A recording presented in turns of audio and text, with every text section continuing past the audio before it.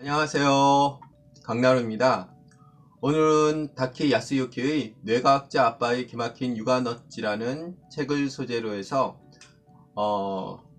넛지라는 매력적인 주제를 어떻게 우리 삶의 육아에, 교육에 적용시킬지에 대해서 대화를 나눠보려고 합니다. 넛지라는 말은 참으로 매력적인 단어입니다. 부드러운 개입으로 상대방을 자발적으로 변화시킬 수 있는 힘을 넛지라고 하죠. 그 힘을 교육에 적용시켜보고 싶어서 넛지라는 책을 뒤적였습니다. 넛지에 관련된 경제학 서적은 많이 있지만 이를 일선 교육 현장에 적용시킨 책은 찾아보기 힘들었습니다. 그러던 차에 뇌과학자 아빠의 기막힌 넛지 육아라는 책이 눈에 들어왔지요. 넛지를 교육에 적용시킬 수 있는 첫걸음으로 삼을 수 있다는 생각이 들었습니다. 육아에서 시작해서 학교 현장을 변화시킬 수 있는 부드러운 개입의 힘을 이 책에서 발견했을까요? 첫 번째 주제입니다. 호기심이 핵심이다. 뇌과학자 다키 야스유키는 호기심을 계속 키워 나가면 언젠가 반드시 성적도 오르게 된다 라고 확신합니다. 장난감 부수기 놀이를 하는 자녀를 당신은 어떻게 양육하나요? 장난감 부수는 공격적인 행동이 대인관계로 이어지진 않을까 염려하진 않으셨나요? 혹시 비싼 장난감을 부수는 것에 화를 내진 않으셨나요?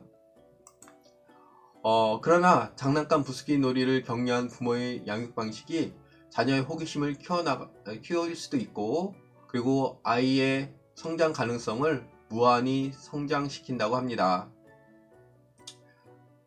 저의 관점에서, 부모의 관점에서 호기심을 키워주려 노력하기보다는 자녀의 입장에서 자녀가 지니고 있는 호기심을 격려하는 양육 방식이 바로 넛지 육아였습니다. 어떤 부모는 말합니다. 부모의 경제력이 아이의 학력을 결정한다라고요. 다키 유키는 본질은 호기심의 차이다 라고 말합니다. 아이에게 다양한 경험을 시켜주라 라는 다키 야스유키의 말은 부모가 자녀를 학원에만 보내며 닥달하기보다는 가족 체험 혹은 가족 여행을 다니며 자연스럽게 호기심을 키워주라는 뜻입니다. 그렇다면 자연스럽게 가족이 행복해지고 자녀의 뇌도 무한히 성장할 것입니다. 행복한 가정이 행복한 뇌를 만드는 법이니까요. 두 번째, 음악이 영어 실력을 키운다. 예체능을 싫어했던 저는 영어를 공부하는 데 어려움을 많이 겪었습니다. 예체능이 뇌의 발달에 좋다는 말을 많이 들어서 알고는 있었으나 과연 얼마나 효과가 있겠는가 라는 회의감을 가지고 있었던 것도 사실이지요. 그런데 음악이 영어 실력을 키운다는 다키 야스유키의 말은 충격적이었습니다. 음악과 언어를 배우는 뇌 부위가 같고 음악의 리듬감이 외국어를 배우는 데 도움이 된다는 사실을 알았을 때 내가 영어를 배우는데 힘들어한 것도 음악에 대한 관심이 없었던 것은 아닐까? 라는 의문을 갖기도 했습니다. 솔로 시절 남자아이가 피아노 학원을 다니면 피아니스트가 될 것도 아니면서 왜 피아노를 배울까? 라는 생각을 했습니다. 그러나 피아노를 배우는 것 자체가 뇌 발달에 상당히 유용했습니다. 양손으로 각기 다른 음을 치는 피아노 연습은 좌우 뇌를 연결하는 뇌량을 발달시키고 머리로 생각하면서 동시에 손을 사용하는 활동은 뇌와 손 근육을 연결시켜주는 주체로라는 신경 네트워크를 발달시킨다고 합니다. 나는 음악의 힘을 낮춰보고 있었다 라는 생각도 했죠. 학부모들이 피아노 학원에 자녀를 보내는 이유가 있었던 것입니다. 단순히 피아노뿐만 아니라 자녀가 즐길 수 있는 악기를 다룰 수 있는 기회를 제공하는 것이 자녀의 뇌발달과 인생의 행복을 누릴 수 있는 넛지를 제공하는 탁월한 선택이었습니다. 음악의 힘을 낮춰보지 말아야겠지요. 자, 세 번째 주제입니다. 뇌의 비밀을 풀어내다. 뇌는 뒤에서부터 만들어지고 앞에서부터 망가지는 것이다. 야스유키의 말은 충격적이었습니다. 우리의 뇌는 후두엽에서 측두엽으로 두정엽을 거쳐서 최종적으로 전두엽이 발달합니다. 뇌의 쇠퇴는 그 반대로 일어나지요. 그런데 우리의 사교육은 어린 아이에게 무리하게 전두엽을 발달시키는 교육만 해왔습니다. 각 시기에 맞춰서 부모가 해야 할 일을 무시하고 사교육에 휘둘려서 어려서부터 전두엽을 혹사시키는 교육을 한다면 아이 뇌에게는 절망을 주고 학부모에게는 헛된 믿음만을 심어주겠지요. 아는 만큼 제대로 키울 수 있다. 부모는 부모 교육을 받지도 않고 부모가 됩니다. 잘못된 상식과 추측으로 자녀를 헛된 곳으로 이끌기도 하지요. 그 실수를 줄이기 위해서라도 부모는 끊임없이 배워야 합니다. 우리 뇌의 놀라운 능력 중에 하나는 범화라고 합니다. 한 가지 능력이 자라면 그와 직접 관련이 없는 부분까지 능력이 향상되는 성질을 범화라고 합니다. 한 가지 잘하는 것이 있으면 그것으로도 뇌 전체의 기능을 향상시킬 수 있다는 사실은 희망적이면서도 충격적입니다.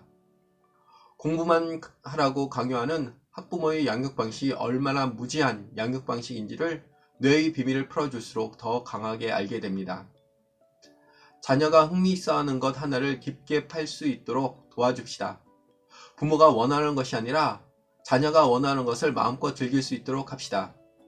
자녀가 원하는 것을 마음껏 펼칠 수 있도록 배려해야 그럴수록 자녀의 뇌는 살찌워질 것입니다. 자, 똑같은 생활하는 수녀들이 노후 건강에 가장 중요한 영향을 미치는 요인을 연구한 결과가 있습니다. 어떤 요인이 수녀의 삶에 가장 큰 영향을 미쳤을까요? 놀랍게도 어린 시절 가정 경제가 수녀님들의 노후 건강에 가장 큰 영향을 미쳤다고 합니다. 경제적으로 여유가 있어야 자녀에 관심을 가질 수 있는 여유가 생기는 것이죠. 경제적으로 여유가 있어야 자녀의 식단에 신경을 쓸 수 있습니다. 여기에서 중요한 것은 경제란 단어가 아니라 관심이란 단어입니다. 헛된 관심, 헛된 경제적 지원은 자녀의 건강한 뇌를 망가뜨립니다. 자녀에게 관심을 갖고 자녀가 흥미있어하는 호기심에 집중하며 자녀의 뇌 발달을 위해서 부드러운 개입을 할 때에 자녀는 행복하게 성장할 수 있습니다. 다키 야스유키는 치매를 예방하는 요소 3가지를 제시합니다. 첫 번째 운동, 두 번째 커뮤니케이션, 세 번째 취미와 호기심이 바로 그것입니다. 어린 시절부터 했었던 운동, 어린 시절부터 키워진 취미와 호기심, 어린 시절 부모와 친구들과 나누었던 커뮤니케이션이 노년의 건강에 강한 영향을 미칩니다. 어릴 때 어떻게 성장했는지, 어떤 생활 습관을 가지고 살았는지가 큰 영향을 미친다라는 다키 야스유키 말은 우리가 명심해야 되는 명언이겠죠. 뇌과학자 아빠의 기막힌 넛지 육아라는 책은 단순히 어떻게 자녀를 양육해야 하는지에 대한 해답만을 제시하지 않습니다. 어린 시절 뇌 발달을 위해서 해야 할 것들 중에 부족한 부분이 있다면 지금부터 무엇을 준비해야 하는지 알려주는 책입니다. 호기심을 갖고 음악을 즐기며 꾸준히 운동하자. 그리고 나의 가족과 대화하자. 우리의 노년이 달라질 것입니다. 자, 지금까지 다키 야스유키의 뇌과학자 아빠의 기막힌 육아넛지라는 책을 가지고서 대화를 나누었습니다. 혹시 더 읽고 싶은 책이 있거나 그리고 읽었으면 하는 책이 있으면 댓글로 남겨주시고요. 그리고 좋아요, 구독 신청 아시죠? 안녕.